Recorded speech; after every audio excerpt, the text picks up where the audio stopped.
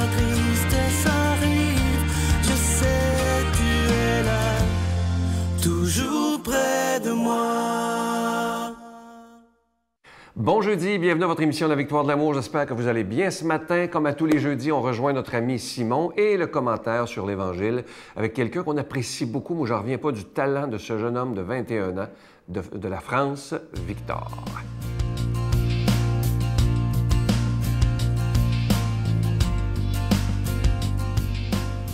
Bonjour tout le monde. Alors, on continue notre nouvelle série sur les 10 commandements, 10 paroles de Dieu pour notre bonheur. Bien, souvent, on dit que je vous dis que ce sont des paroles de vie, des paroles pour notre bonheur, mais en fait, on dirait que le monde entier veut nous faire croire l'inverse, que ce sont des paroles de mort, des paroles pour nous limiter, nous restreindre dans notre élan de vie. Et ça, c'est peut-être le plus grand de tous les mensonges. Si on pense que toute loi, toute règle, tout commandement sont nécessairement mauvais, bien, on se fourvoie complètement. Pourquoi? Parce qu'on en a absolument besoin. C'est un peu comme si on veut jouer à un jeu. Si vous jouez au bridge, aux échecs, au volleyball ou au colon de Catane, pour ceux qui connaissent ce jeu-là, eh bien, il faut connaître les règles, surtout si on veut jouer avec d'autres. Si on ne connaît pas les règles, il n'y a juste aucun jeu. Si on les connaît mal, on peut jouer, mais on a quand même moins de plaisir, il faut l'avouer.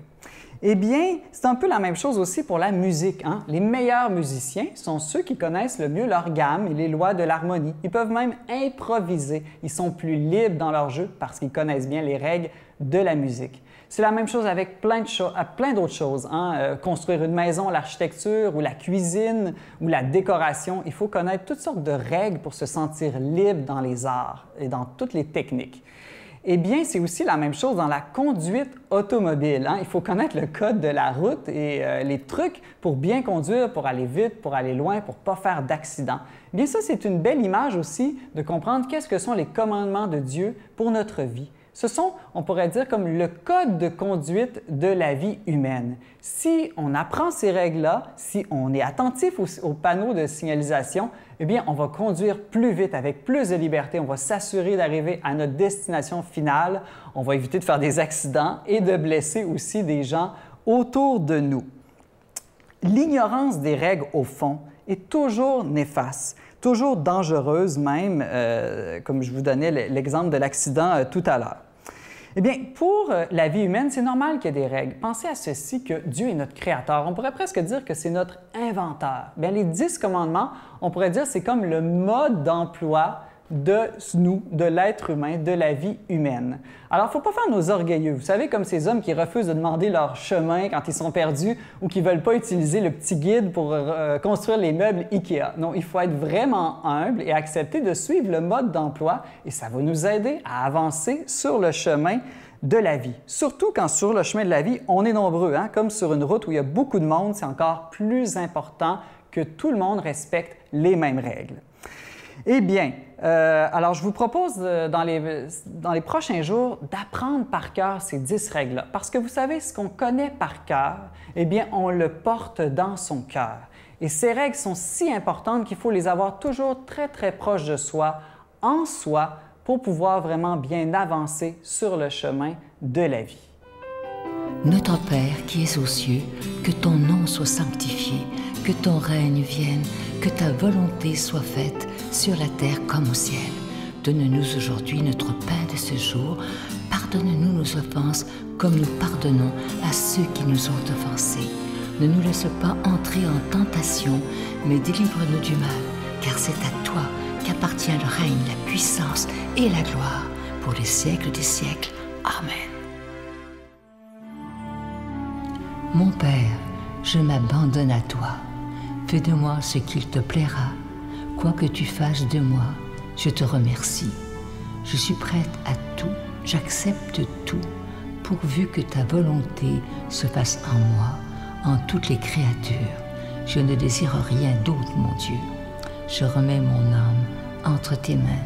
Je te la donne, mon Dieu, avec tout l'amour de mon cœur, parce que je t'aime, et que ce m'est un besoin d'amour de me donner, de me remettre entre tes mains, sans mesure, avec une infinie confiance, car tu es mon Père.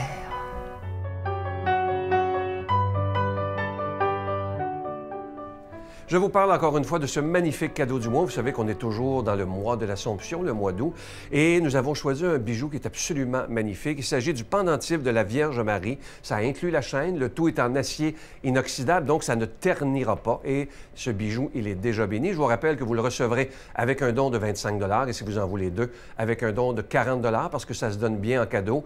Et je vous rappelle que lorsque vous faites un don à la Victoire de l'amour, vous devenez ainsi des protecteurs de la foi, et ça, c'est tellement important dans les moments que nous vivons dans le monde présentement. Alors, je vous donne l'adresse, la Victoire de l'amour, case postale 120, succursale Boucherville à Boucherville, le J4B 5E6, je vous la redonne. La Victoire de l'amour, case postale 120, succursale Boucherville à Boucherville, le J4B 5E6. Également par carte de crédit du lundi au jeudi, ça c'est pour la période estivale, c'est de 8h à 5h le soir dans le 514-523-4433, 523-4433 ou sans frais le 1-888-811-9291.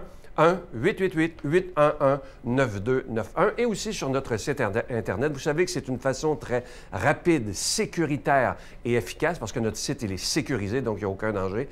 Alors, c'est le www.lavictoiredelamour.org. Alors, je vous rappelle ce magnifique cadeau du mois d'août, mois de l'Assomption.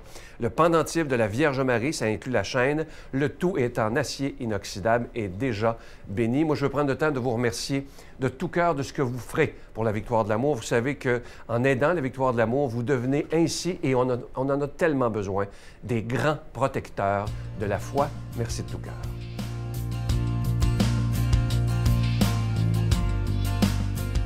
Mon Dieu, donnez-moi la sérénité d'accepter les choses que je ne peux changer, le courage de changer les choses que je peux et la sagesse d'en connaître la différence.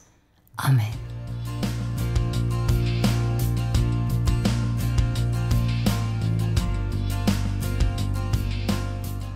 Aujourd'hui, l'Église nous propose de méditer un passage de l'Évangile selon saint Matthieu.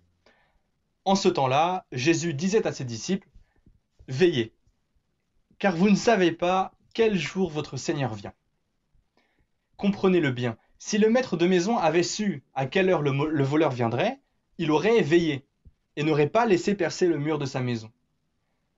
Tenez-vous donc prêts, vous aussi. C'est à l'heure où vous n'y penserez pas que le Fils de l'homme viendra. Que dire du serviteur fidèle et sensé à qui le maître aura à confier la charge des gens de sa maison, pour leur donner la nourriture en temps voulu? Heureux ce serviteur que son maître, en arrivant, trouvera en train d'agir ainsi. Amen, je vous le déclare, il l'établira sur tous ses biens. Mais si ce mauvais serviteur se dit en lui-même, mon maître tarde, et s'il se met à frapper ses compagnons, et s'il mange et boit avec les ivrognes, alors quand le maître viendra, le jour où son serviteur ne s'y attend pas, et à l'heure qu'il ne connaît pas, il l'écartera et lui fera partager le sort des hypocrites. Là, il y aura des pleurs et des grincements de dents. Là-dedans, je crois qu'il y a un truc super clair. Parfois, on a peur un peu, on se demande qu'est-ce qu'on fait, comment on fait pour aller au paradis? Comment est-ce qu'on fait pour être saint? Et puis alors, on stresse, et puis on est un peu perdu. Mais là, Jésus, il est super clair. Il dit « Heureux ce serviteur que son maître, en arrivant, trouvera en train d'agir ainsi. Heureux le serviteur que le maître, en arrivant, trouvera en tenue de service. Heureux le serviteur que le maître, en arrivant, trouvera en train de veiller. » Veiller en tenue de service, quoi. C'est toujours Jésus qui dit ça. On le voit en croisant les 4 évangiles. Mais c'est ce qui compte, et c'est tout ce qui compte. Veiller en tenue de service. En fait, c'est tout. Mais c'est déjà tout. C'est général, mais en même temps, c'est très précis. C'est tout ce qu'on a à faire, quoi.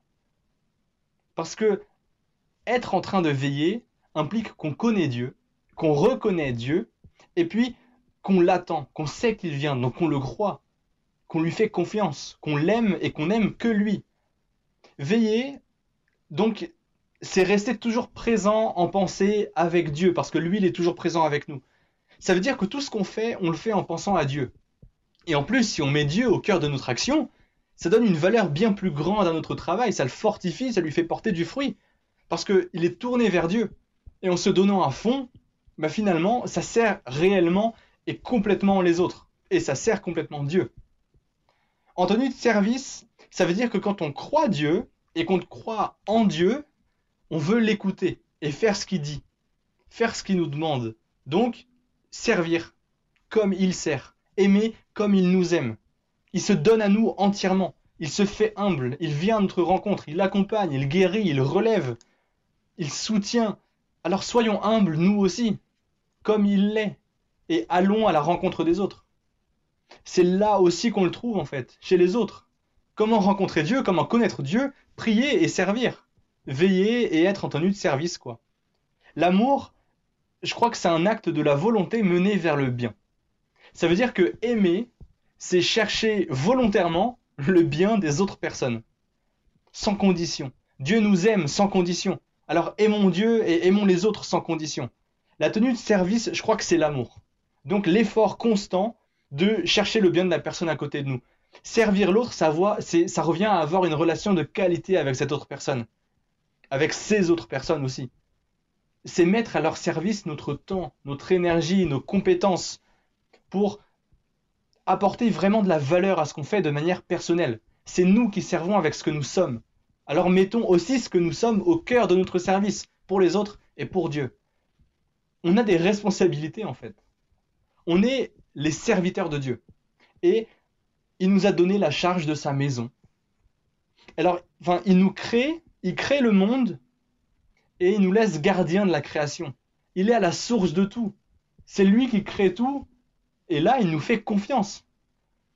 Notre responsabilité, c'est donc de veiller sur la nature, sur les gens et de servir la nature et les gens. En fait, tout vient de Dieu et tout est pour Dieu. Je ne pense pas que ce soit une histoire d'envie ou de sentiment, d'aimer, de veiller.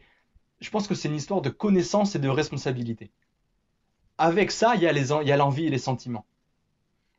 Mais soyons responsables, humbles, connaissons notre maître, sachons de qui on vient, pour qui on est, pourquoi on travaille.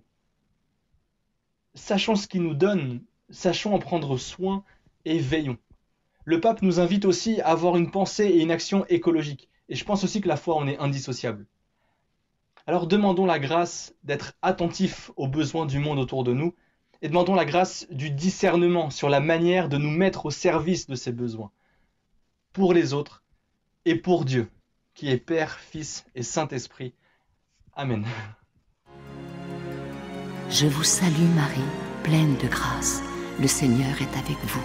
Vous êtes bénie entre toutes les femmes, et Jésus, le fruit de vos entrailles, est béni. Sainte Marie, Mère de Dieu, priez pour nous pauvres pécheurs, maintenant et à l'heure de notre mort. Amen.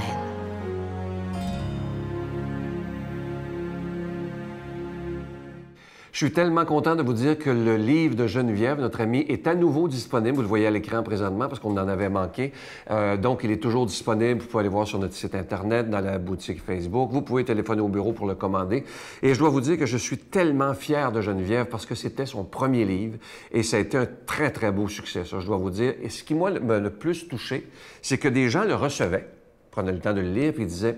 Je vais en commander un ou deux autres pour donner à mes amis, mes belles-sœurs, peu importe. Parce que, comme je vous disais hier, c'est un très, très beau livre de chevet. Alors, on est très, très fiers de Geneviève. Je la félicite d'avoir si bien travaillé. Elle est très consciencieuse. Alors, je vous donne les numéros de téléphone. Alors, nos bureaux sont ouverts aujourd'hui dans le 514-523-4433 ou sans frais le 1-888-811-9291. Je vous souhaite la plus belle des journées et je vous attends demain. Bye! Puis c'est ça qui a fait aussi que j'ai été travailler comme danseur nu dans le club gay, c'est que je recherchais un père. Mon but ultime, c'était de trouver un père. Puis que ce père-là de ma famille d'accueil abuse de moi, de ma bonté, ça m'a détruit. Puis c'est ça qu'après qui a été difficile dans ma vie. Profond de moi,